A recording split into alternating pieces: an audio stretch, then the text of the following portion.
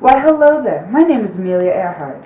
You may know me as the first woman to fly solo across the Atlantic. Well, that's true enough, but I jolly well think that there's much more important things about me that you need to know. First off, the first plane I saw was at a state fair, and I thought it was a thing of rusty wire and wood and looked not at all interesting. Little did I know that soon my life would have no meaning unless I was in the driver's seat of an airplane. I rode in my first airplane on December 28th of 1920. I knew that when I had got 200 or 300 feet off the ground, I had to fly.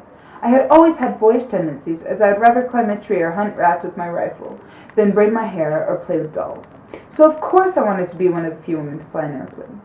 Flying was my destiny, and soon I bought my first airplane and called it Canary, as the color of it was canary yellow. When I had learned to fly, I soon became well known to many people in the flying business. After World War I received a call from George Putnam at work. I was asked if I'd like to be the first woman to fly across the Atlantic.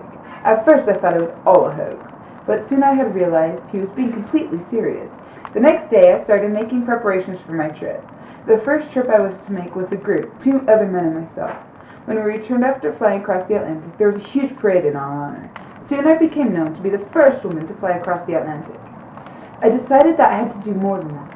I married George Putnam on February 7th of 1931. That was probably the best decision of my life. But I still wanted to be independent, and George knew this.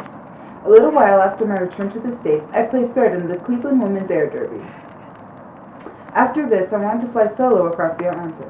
On May 20th of 1932, I took off across the Atlantic solo. The ironic thing was that it was 5 years to the day since Lindenberg took off to the other side of the world. Strong north winds, icy conditions, and mechanical problems inundated the flight and forced me to land in a pasture near Lindenberg Island. When I came back to the States, after being plagued with thousands of media people, Congress presented me with the Distinguished Flying Cross, the first ever given to a woman. Now I am about to take flight on my biggest accomplishment yet, to fly around the world. There are many risks, including inaccurate maps and possible fuel shortages. I have made this picture for the world, so they will not know me just for being the first woman to fly across the Atlantic solo, but for the energetic tomboy that I actually am. George, if you are watching this, please know that I am aware of the hazards. I want to do it because I want to do it.